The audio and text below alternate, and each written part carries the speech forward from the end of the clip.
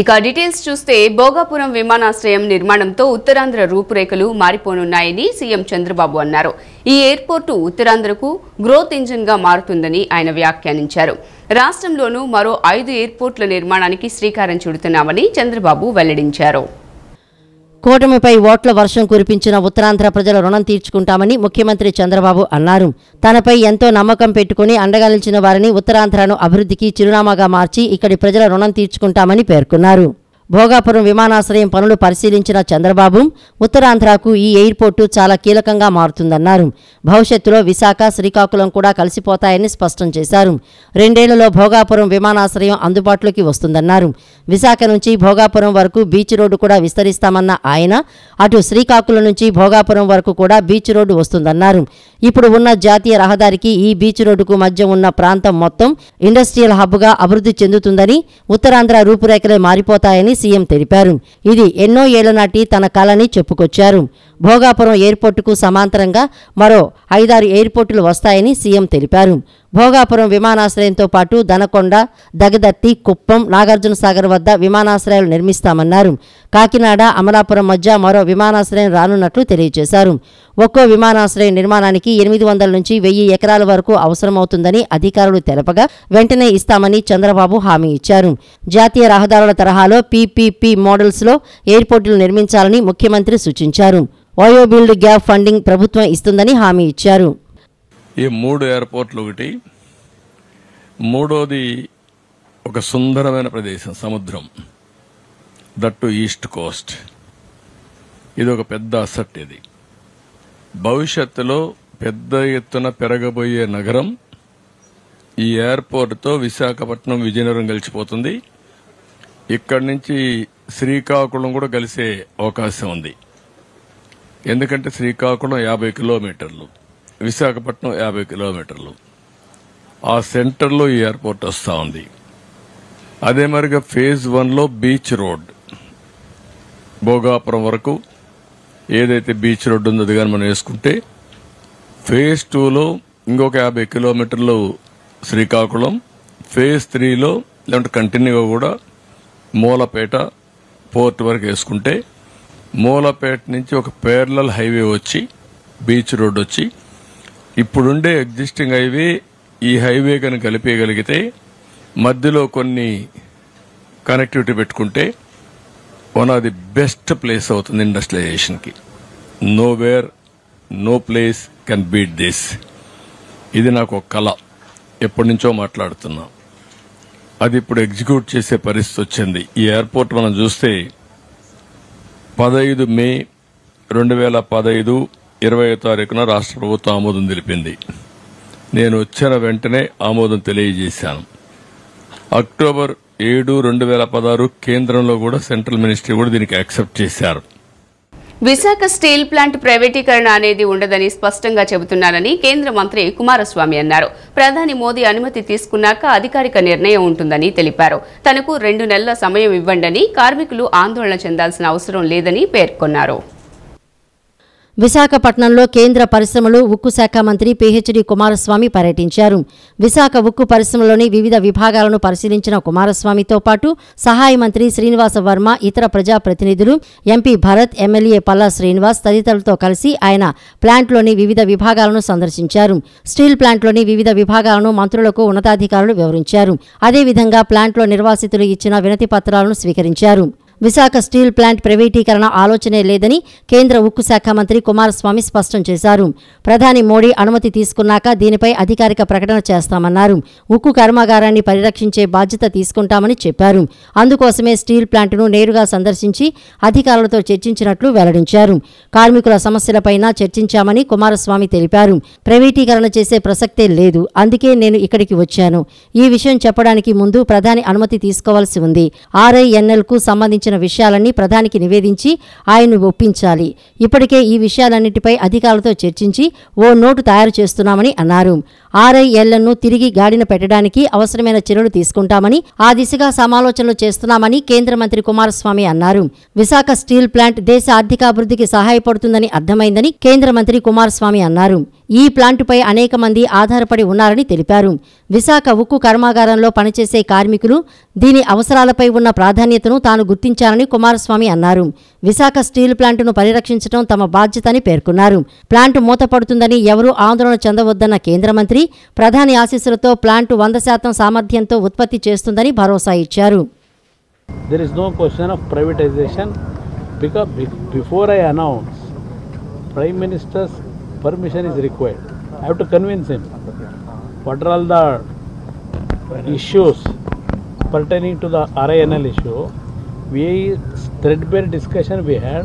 I am preparing a note to get the confidence of the Prime Minister and how to revive this RINL plant personally with our MOS Varmaji also and our local MP Bharatji and our BJP leader Narsimha Rao and Vishnu Raju MLA and Srinivas Raju. Everybody visit sales director also. We all visited the plant.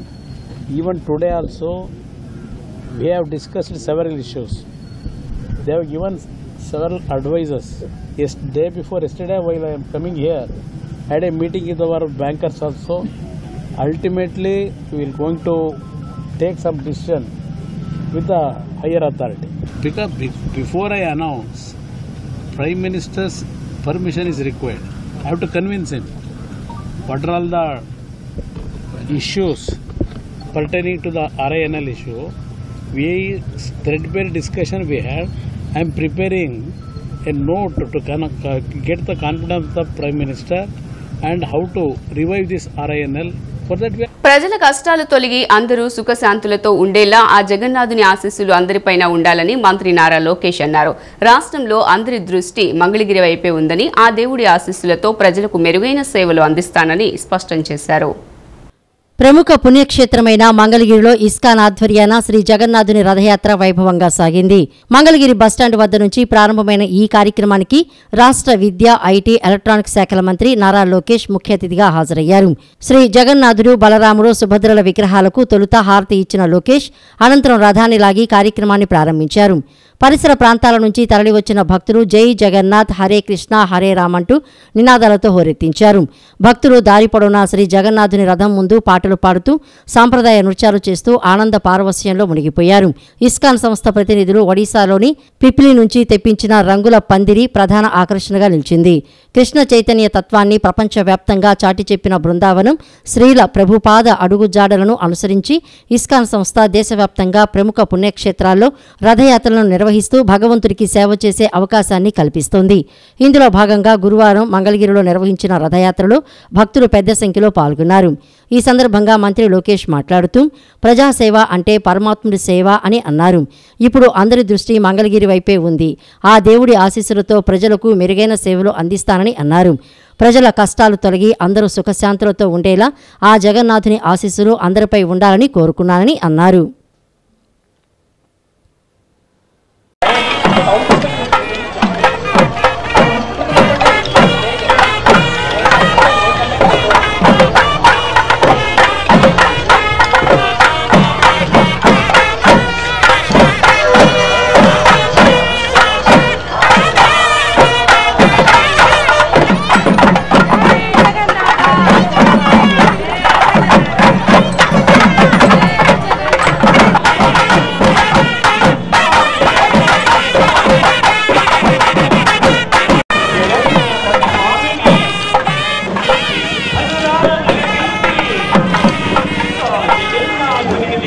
जय सुभद्रा, जगन्नाथ स्वामी की जय जगन्नाथ, जय जगन्नाथ, जय बलदेवा, जगन्नाथ स्वामी नयन पथगामी, नयन पथगामी भवतु मे, जगन्नाथ రాజు వస్తారు, దేవుడి ముందర కదిలిస్తారు అన్నారు. రాజుని కాదు సార్, ప్రజలకి సేవకుడిని. ప్రజలకు సేవ చేస్తే పరమాత్ముడికి సేవ చేసినట్టు అనేది మా తాతగారి దగ్గర నుంచి తండ్రి గారి వరకు అమ్మగారి వరకు నాకు నేర్పించారు. ఒక పవిత్రమైన ఆలోచనతో మంగళగిరి నియోజకవర్గానికి వస్తాం జరిగింది. ప్రజలకి సేవ చేసడానికి వస్తాం జరిగింది. ఈ సేవ చేసే కార్యక్రమంలో దేవుడి ఆశీస్సులు కూడా మనకు ఉండాలి. దేవుడి బలం మనకు చాలా చాలా అవసరం. ఒక పక్కన ప్రజల ప్రోత్సాహం, దేవుడి ఆశీస్సులు ఉంటేనే మనం అనుకున్న పనులు మనం చేయగలుగుతాం. నాడు నేడు ఎప్పుడు దేవుడి సేవలో నేను ఉంటాను. దాంట్లో మీకు ఎలాంటి సందేహం అవసరం లేదు. రాష్ట్రంలో పెద్ద సంఖ్యలో ఐఏఎస్ అధికారులు బదిలీ అయ్యారు. 19 మంది ఐఏఎస్లను బదిలీ చేస్తూ రాష్ట్ర ప్రభుత్వ ప్రధాన కార్యదర్శి నీరబ్ కుమార్ ప్రసాద్ గురువారం ఉత్తర్వులు జారీ చేశారు. ఐఏఎస్లతో పాటు మరో 2 ఐపీఎస్ అధికారులను కూడా బదిలీ చేశారు. రాష్ట్రంలో పెద్ద సంఖ్యలో ఐఏఎస్ అధికారులు బదిలీ అయ్యారు. 19 మంది ఐఏఎస్లను బదిలీ చేస్తూ రాష్ట్ర ప్రభుత్వ ప్రధాన కార్యదర్శి నీరబ్ కుమార్ ప్రసాద్ గురువారం ఉత్తర్వులు జారీ చేశారు. ఐఏఎస్లతో పాటు మరో 2 ఐపీఎస్ అధికారులను కూడా బదిలీ చేశారు. రాష్ట్రంలో 19 మంది ఐఏఎస్ అధికారులను ప్రభుత్వం బదిలీ చేసింది. అనంతరామును అటవీ, పర్యావరణ, శాస్త్ర సాంకేతిక ప్రత్యేక ప్రధాన కార్యదర్శిగా, ఆర్పీ సిసోడియాకు స్టాంపులు రిజిస్ట్రేషన్ శాఖ కార్యదర్శిగా పోస్టింగ్ ఇచ్చింది. జి జయలక్ష్మికి సీసీఎల్ఏ చీఫ్ కమిషనర్గా బాధ్యతలు అప్పగించింది. కాంతిలాల్ దండే ఆర్ఎండ్బి ముఖ్య కార్యదర్శిగా బదిలీ అయ్యారు. సురేష్ కుమార్ను పెట్టుబడులు, మౌలిక సదుపాయాల కార్యదర్శిగా, గ్రామ వార్డు సచివాలయం పూర్తి అదనపు బాధ్యతలు అప్పగించింది. సురేష్ కుమార్ను పెట్టుబడులు, మౌలిక సదుపాయాల కార్యదర్శి, గ్రామ వార్డు సచివాలయం పూర్తి అదనపు బాధ్యతలు అప్పగించింది. జీఏడీ కార్యదర్శిగాను సురేష్కు అదనపు బాధ్యతలు అప్పగించారు. సౌరభ్ గౌర్కు ఐటీ శాఖ, ఆర్టీజీఎస్ కార్యదర్శిగా బాధ్యతలు అప్పగించింది. యువరాజ్ పరిశ్రమలు, వాణిజ్యం, ఫుడ్ ప్రాసెసింగ్ శాఖ కార్యదర్శిగా, హర్షవర్ధన్కు మైనారిటీ సంక్షేమ శాఖ కార్యదర్శిగా బాధ్యతలు అప్పగించింది. పి భాస్కర్ వెనుకబడిన తరగతుల సంక్షేమ శాఖ కార్యదర్శి, ఈడబ్ల్యూఎస్ జీఏడీ సర్వీసెస్ అదనపు బాధ్యతలు అప్పగించింది. కె కన్నాబాబుకు సాంఘిక సంక్షేమ శాఖ కార్యదర్శి, గిరిజన సంక్షేమం, పంచాయతీరాజ్ శాఖ కమిషనర్గాను బాధ్యతలు అప్పగించింది. వినయ్ చంద్ పర్యాటక శాఖ కార్యదర్శిగా బదిలీ అయ్యారు. వివేక్ యాదవ్ను యువజన సర్వీసులు, క్రీడల శాఖ కార్యదర్శిగా నియమించింది.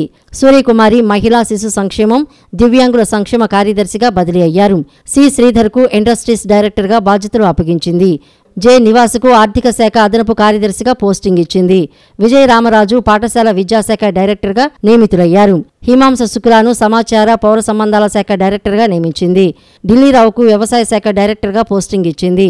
వ్యవసాయ శాఖ నుంచి హరికిరణ్ను ప్రభుత్వం బదిలీ చేసింది. హరీష్ కుమార్ గుప్తా విజిలెన్స్ ఎన్ఫోర్స్ డీజీపీగా బదిలీ అయ్యారు. కుమార్ విశ్వజిత్ హోంశాఖ ముఖ్య కార్యదర్శిగా ఉన్నారు. గిరిజా శంకర్ను ఆర్థిక శాఖ నుంచి రిలీవ్ చేసింది. ఎన్నికల సమయంలో చంద్రబాబు ఇచ్చింది సూపర్ సిక్సా లేక సూపర్ మోసమా అని వైఎస్ఆర్సీపీ నేత మాజీ మంత్రి అంబటి రాంబాబు ప్రశ్నించారు. ఎన్నికల ముందు ఒక ఇంట్లో ఎంతమంది పిల్లలుంటే అందరికీ తల్లికి వందనం ఇస్తామని హామీ ఇచ్చిన చంద్రబాబు అధికారంలోకి వచ్చాక మాట మార్చారని మాజీ మంత్రి మండిపడ్డారు. కేవలం ప్రతి తల్లికి 15,000 మాత్రమే ఇస్తానని జీవో ఇచ్చారని ఇది సూపర్ సిక్సా లేక సూపర్ మోసమా అని ప్రశ్నించారు. ఎన్నికల సమయంలో చంద్రబాబు ఇచ్చింది సూపర్ సిక్సా లేక సూపర్ మోసమా అని వైఎస్ఆర్సీపీ నేత మాజీ మంత్రి అంబటి రాంబాబు ప్రశ్నించారు. పిల్లల్ని స్కూలుకి పంపే అమ్మలకు తల్లికి వందనం పథకం కింద 15,000 రూపాయల ఆర్థిక సాయం అంటూ ఏపీ ప్రభుత్వం జీవో 29 పేరిట ఉత్తర్వులు జారీ చేసిందని, అయితే ఎన్నికల ముందు ఒక ఇంట్లో ఎంతమంది పిల్లలుంటే అందరికీ తల్లికి వందనం ఇస్తామని హామీ ఇచ్చిన చంద్రబాబు అధికారంలోకి వచ్చాక మాట మార్చారని మాజీ మంత్రి మండిపడ్డారు. విద్యారంగంలో అనేక మార్పులు తీసుకురావాలని వైఎస్ జగన్ ప్రయత్నించారని, కానీ ముఖ్యమంత్రి చంద్రబాబు తనకు అలవాటైన మోసాలను ప్రదర్శిస్తున్నారని అన్నారు. రాష్ట్రంలో అక్షరాస్యత పెంపొందించడానికి వైఎస్ జగన్ కృషి చేశారని, ప్రతి పిల్లవాడు చదువుకోవాలనే ఉద్దేశంతో సంస్కరణలు తీసుకువచ్చారని గుర్తు చేశారు.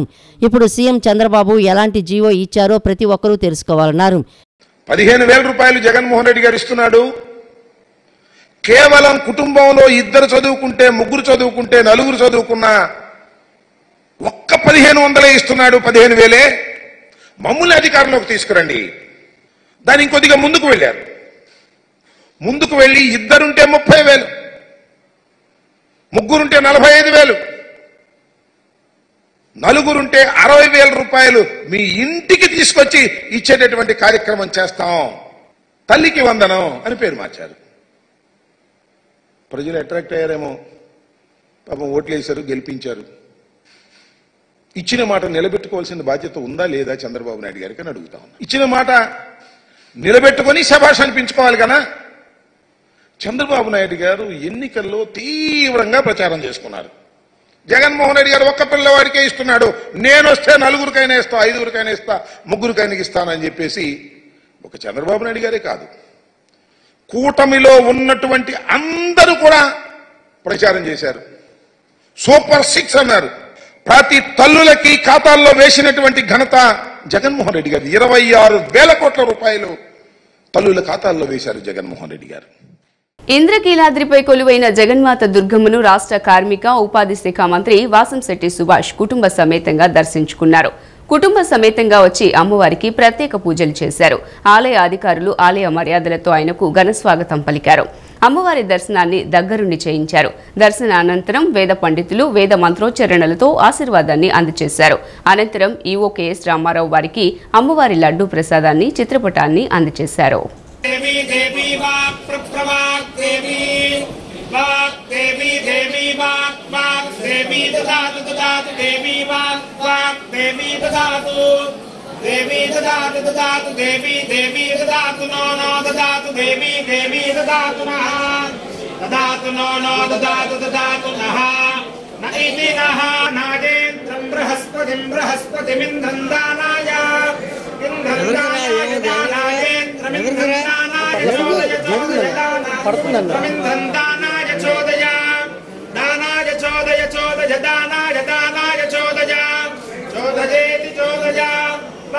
विष्णुको सरस्वती गो सवितारं च भागिनं शतमानं भवति शताय पुरुषस्यतेन्द्रिय आयुष्येवेन्द्रिये प्रतिष्ठति महाकाली महालक्ष्मी सरस्वती स्वरूपिणी प्रपद्यां वाग्देवतां प्रख्यात फलसिद्धिरस्तु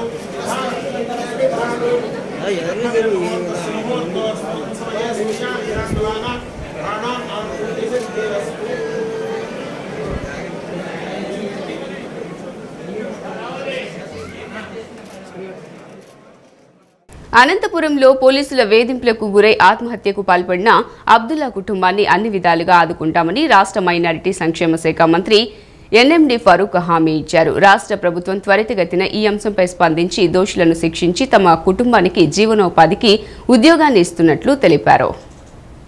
అనంతపురంలో పోలీసుల వేధింపులకు గురై ఆత్మహత్యకు పాల్పడిన అబ్దుల్లా కుటుంబాన్ని అన్ని విధాలుగా ఆదుకుంటామని రాష్ట్ర మైనారిటీ సంక్షేమ శాఖ మంత్రి ఎన్ఎండి ఫరూక్ పేర్కొన్నారు. ఈ ఘటనకు కారకులైన దోషులను శిక్షించి ఆ కుటుంబానికి న్యాయం చేస్తామన్నారు. రాష్ట్ర మైనారిటీ హక్కుల పరిరక్షణ సమితి అధ్యక్షులు ఫారూక్ షబ్లీ నేతృత్వంలో ఆత్మహత్యకు పాల్పడిన అబ్దుల్లా భార్య నదీమా, కొడుకు మొహమ్మద్ అయాన్, కూతురు సమీనా సచివాలయంలో మంత్రిని కలిసి తమకు న్యాయం చేయాలని కోరిన నేపథ్యంలో ఈ విధంగా మంత్రి స్పందించారు. మృతుడి భార్య నసీమా తమ కుటుంబానికి జరిగిన అన్యాయాన్ని మంత్రికి వివరిస్తూ రాష్ట్ర ప్రభుత్వం త్వరితగతిన ఈ అంశంపై స్పందించి దోషులను శిక్షించి తమ కుటుంబ జీవనోపాధికి ఉద్యోగాన్ని, పిల్లలు చదువుకు తోడ్పాటును అందచేయాలని విజ్ఞప్తి చేశారు. వారి విజ్ఞప్తికి సానుకూలంగా మంత్రి స్పందిస్తూ మైనారిటీ ప్రభుత్వ సంస్థల్లో తాత్కాలిక ఉపాధిని కల్పిస్తామని హామీ ఇచ్చారు.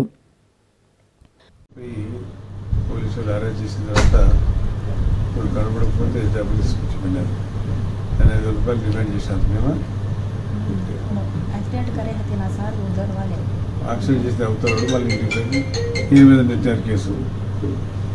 కానీ వెళ్తే రిటార్డ్ చేస్తాడు బాబు, మళ్ళీ పోలీసు వాళ్ళు మళ్ళీ అరెస్ట్ చేస్తారని చెప్పి మన చిన్న అమ్మాయి మళ్ళీ పోలీసు రోజు ఇంటికి పోవడం, వాళ్ళు పిలిచడం, వాళ్ళు తట్టుకోలేక ఎగ్జామ్స్ చెప్పి ఆత్మహత్య చేసుకున్నాం.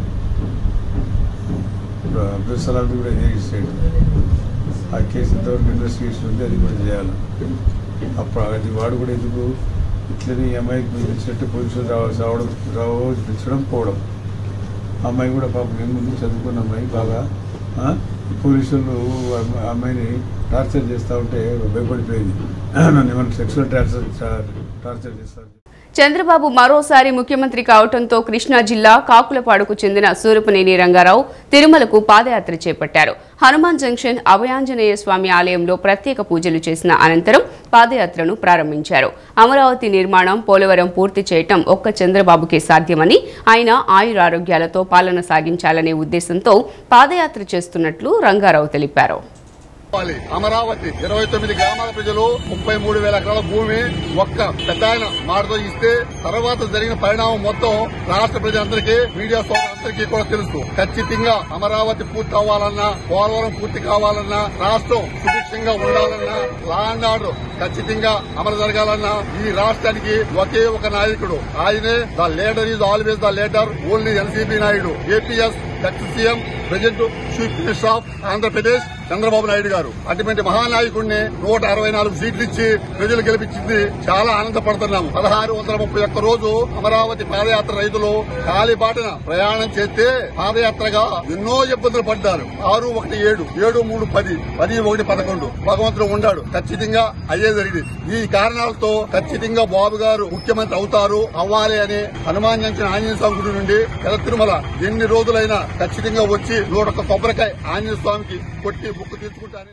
Inner wheel club of Vijayawada mid town ద్వారా సేవా కార్యక్రమాలు విస్తృతం చేసేందుకు శక్తివంచన లేకుండా కృషి చేస్తానని నూతన అధ్యక్షురాలు కంతేటి సంధ్యారాణి స్పష్టం చేశారు. Inner wheel club of Vijayawada mid town నూతన కార్యవర్గ ప్రమాణ స్వీకార మహోత్సవం అట్టహాసంగా జరిగింది. నగరంలోని ఎంజీ రోడ్ విదార్ హోటల్ నందు inner wheel club of Vijayawada mid town ఉషస్సు అనే పేరిట నూతన కార్యవర్గం పదవీ స్వీకార మహోత్సవం ఉత్సాహంగా సాగింది. వేద పఠనంతో ఈ కార్యక్రమం ఉత్సాహవంతంగా ప్రారంభమైంది. ఈ కార్యక్రమంలో నూతన అధ్యక్షురాలుగా కంతేటి సంధ్యారాణి, కార్యదర్శిగా కె భవానీ బాధ్యతలు స్వీకరించారు. పాత అధ్యక్ష కార్యదర్శులు కె హరితా చౌదరి, జి సరస్వతిలు నూతన అధ్యక్ష కార్యదర్శులకు బాధ్యతలు అప్పగించారు. Vijayawada inner wheel mid town club అధ్యక్షులుగా బాధ్యతలు స్వీకరించడం తనకెంతో గర్వంగా ఉందని సంధ్య తెలిపారు. శ్రీకాకుళం నుంచి విజయవాడ వరకు ఇన్నర్ వీల్కు 37 క్లబ్బులు ఉన్నాయని, తాను 18వ ప్రెసిడెంట్గా బాధ్యతలు స్వీకరించారని సంధ్య తెలిపారు. Inner wheel club of Vijayawada mid town ముఖ్య ఉద్దేశం సభ్యులంతా పూర్తిగా సేవా కార్యక్రమాల నిర్వహణే ప్రధాన ధ్యేయంగా పనిచేస్తుందని తెలిపారు. ఒక ప్రణాళికను సిద్ధం చేసుకుని సేవా కార్యక్రమాలు విస్తృతం చేయటం, పాఠశాలలు, ఆసుపత్రులు అభివృద్ధి చేసి మౌలిక సదుపాయాలు కల్పించడం జరుగుతుందని సంధ్య స్పష్టం చేశారు. మహిళా సాధికారత కోసం కృషి చేయటం, పేద మధ్యతరగతి మహిళల ఆర్థిక అభివృద్ధి కోసం కుట్టు మిషన్లు పంపిణీ చేయటం, క్యాన్సర్ వ్యాధిపై అవగాహన, ప్లాస్టిక్ నివారణ, పర్యావరణ పరిరక్షణ కోసం అవగాహన కార్యక్రమాలు నిర్వహించి ప్రజలను చైతన్యవంతులను చేసేందుకు తమ వంతు కృషి చేస్తామని పేర్కొన్నారు. అందరి సహకారంతో విజయవంతంగా సేవా అభివృద్ధి కార్యక్రమాలతో inner wheel Vijayawada mid town క్లబ్ను విజయవంతంగా నడిపిస్తామని సంధ్య ఆశాభావాన్ని వ్యక్తం చేశారు. మాకు కొంచెం అన్ని అవేర్నెస్ ప్రోగ్రామ్స్ అవన్నీ ఇస్తూ ఉంటారు. మాకు ఏంటంటే మెంబర్స్ నుంచి సపోర్ట్ వస్తుంది. ప్లస్ వేరే దాతలు కూడా ఎవరైనా ఉంటే మాకు కాల్ చేసి సపోర్ట్ చేస్తే మేము మీ పేరు మీద ప్రాజెక్ట్స్ చేస్తాము. ఇప్పటి వరకు వేరే వాళ్ళు కూడా స్పాన్సర్ చేస్తూ ఉంటారు. సో ఎక్కువ మా మెంబర్స్ ఇచ్చిన వాటి ద్వారా మేము ఎక్కడ నీడ్ ఉంది, ఎక్కడ ఎవరికి ఏం కావాలి అనేది తెలుసుకుంటాము. వాళ్ళకి జెన్యూన్గా మా సర్వీస్ అందజేస్తామండి. సేవా కార్యక్రమాలంటే ఇప్పుడు హెల్త్, ఇప్పుడు మాకు సర్వైకల్ క్యాన్సర్ అవేర్నెస్ ఒకటి ఇచ్చారు. దానికి మేము ఈ 9 to 14 years గర్ల్ చైల్డ్ని తీసుకొని, అది గవర్నమెంట్ స్కూల్, జిల్లా పరిషత్ స్కూల్ ఎవరైనా వాళ్ళు చేయించుకోలేరు, వాళ్ళకి అంత అవేర్నెస్ ఉండదు. సో మేము ఫస్ట్ అవేర్నెస్ ప్రోగ్రామ్స్ క్రియేట్ చేయాలి.